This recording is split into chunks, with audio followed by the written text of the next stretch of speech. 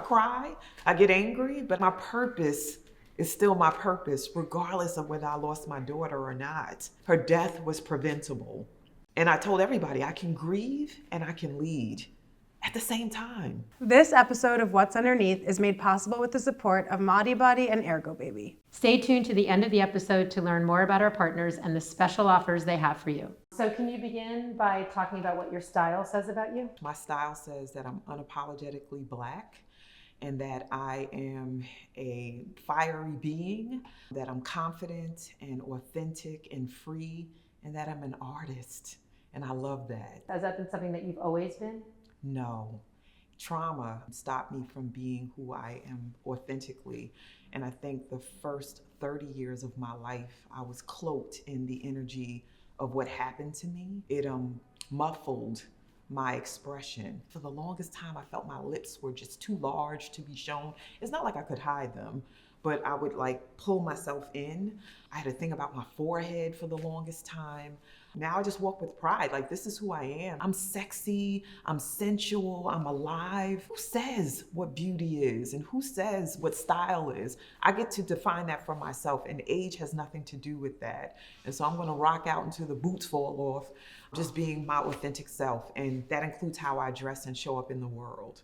Also, I'm wearing layers of myself combined with my daughter Shamony, who passed away in 2019 due to a birth-related pulmonary embolism. So I have on her boots that she wore on her 30th birthday. I have on her earrings. So I'm just like feeling her so strongly because this conversation is about my experience of losing her too. And so why not have her be with me so that she can guide and co-create the conversation? So that's why I'm decked out in this way. Okay. Can you talk about assumptions that people make about you based on your appearance? I feel like sometimes because I do anti-racist work that when people who identify as white see me, there's a level of intimidation. You know, I have my hair twisted, like, oh, how's she gonna show up? My hair is shaved on the side. I wear ethnic jewelry that speaks to my people, that there's an assumption that I'm going to be this radical, in your face, angry Black woman. And I think that trope is so disgusting. And people miss out because they make up based on appearance who you are and who you're not. I'm unapologetic. I'm passionate, sometimes angry, but that gets projected onto me a lot based on what people see from this physical frame. And this one comes up for me a lot, that because I am into social justice and I'm a therapist, that my kids should have it together. Like, you're out here helping other young people and communities and families. How come your family isn't perfect and together? And I'm like, why? You know, and I fall into it sometimes. I think about when my daughter passed, one of the first things that came up for me inside of the grief and the devastation and the sadness was guilt. It's like, you're an activist around reproductive justice and your daughter died based on a related pulmonary embolism. And it's like, what did you miss? Like, what did you not teach? What did you not hear or see? And then I had to come out of that. I'm like, your daughter is a Black woman. And in these United States, Black women and brown women are 3 to 4 times more likely to die due to giving birth than their white counterparts. So why would you think your daughter was exempt? And knowledge is not enough to save you. When I think about how I ended up in conversations about reproductive justice and reproductive trauma was through my own trauma.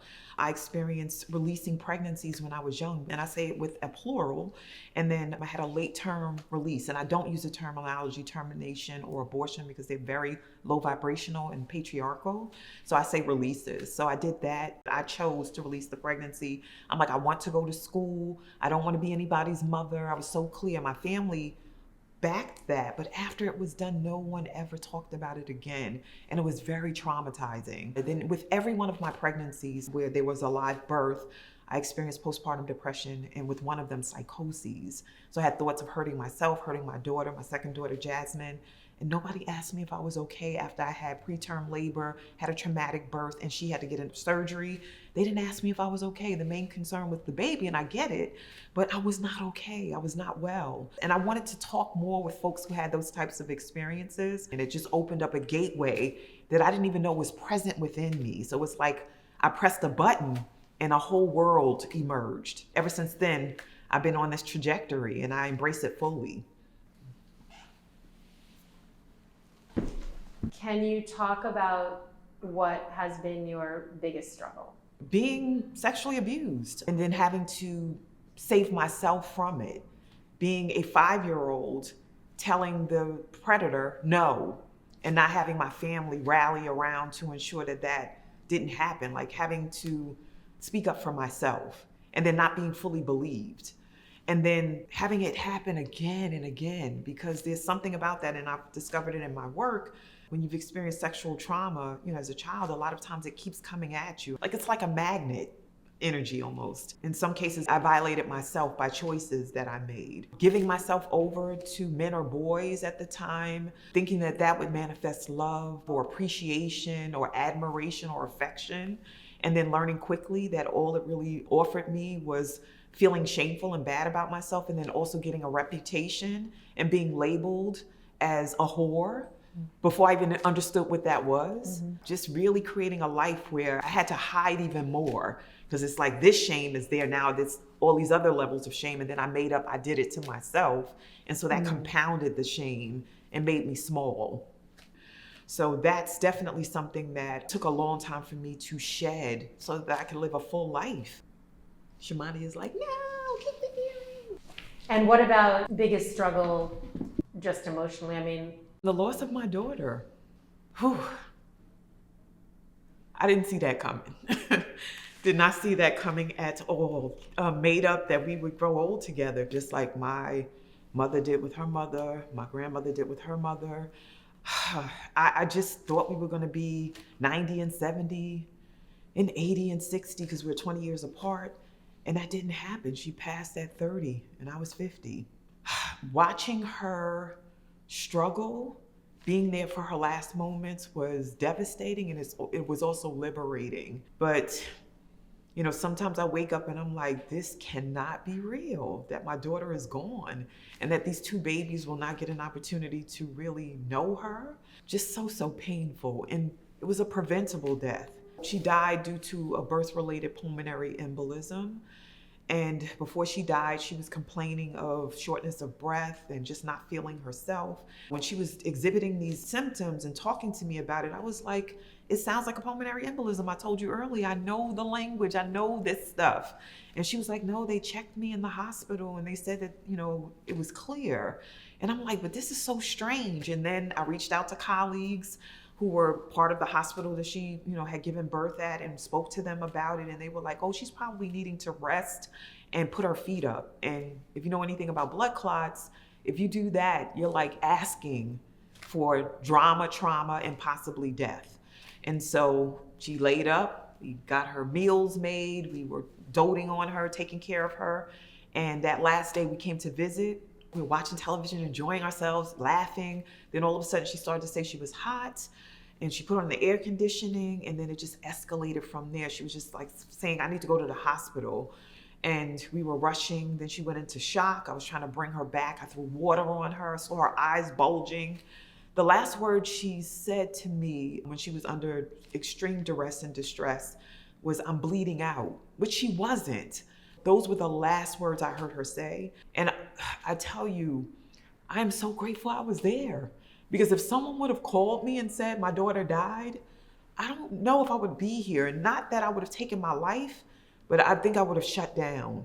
I'm so grateful that I was present for her last breath, the last sound of her heart, her last words, that I got to lay hands on her. I'm just so grateful that Spirit gave me that gift. But I'm also deeply incensed and just angry that she's not here. Her death was preventable. what was your process once she passed away emotionally? I really had to reconcile for myself all the things that I have taught and coached people around and counseled them around, stages I've stood on and spoken about how spirit works and how this is just a temporary experience. I had to reconcile that if I unraveled because she passed away and started to operate in the opposite, that would sully her memory and what we believe together, because she believed the same things, and it would create so much confusion. And I felt it would create toxic space around my purpose on the planet. And so it was hard, but I had to take in, like, if you believe this, stand in that. And so I have, and I do. I cry, I get angry, but my purpose is still my purpose, regardless of whether I lost my daughter or not. And I told everybody I can grieve and I can lead at the same time. My family is into numbers. And so that was super important for us to recognize that Shamony was speaking to us after she transitioned right away. Her birthday is December 19th, so numbers, 1219, on the clock, on people's license plates, on the receipt when we go and get food. She was born at 9:44 a.m., that number comes through. She loved peacocks, so the colors, and I'm like, how many times a girl from New York like me is going to see peacock? I see them all the time now. I recognize the signs and the symbols, and that allows me to live a full life.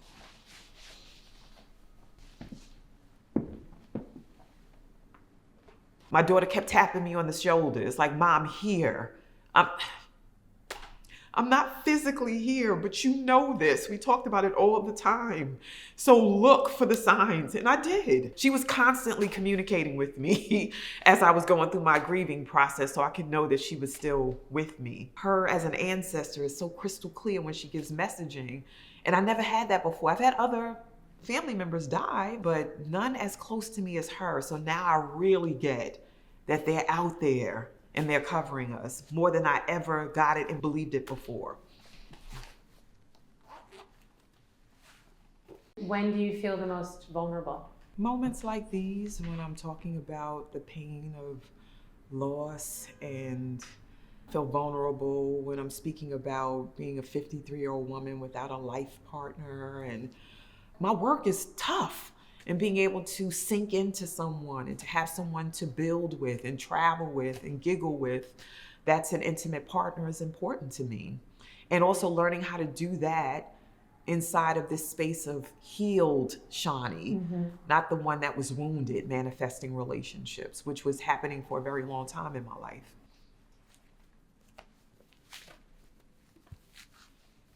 What's your biggest fear? Oh gosh, that I can't make a difference, that I will not manifest all of the dreams that I have for myself.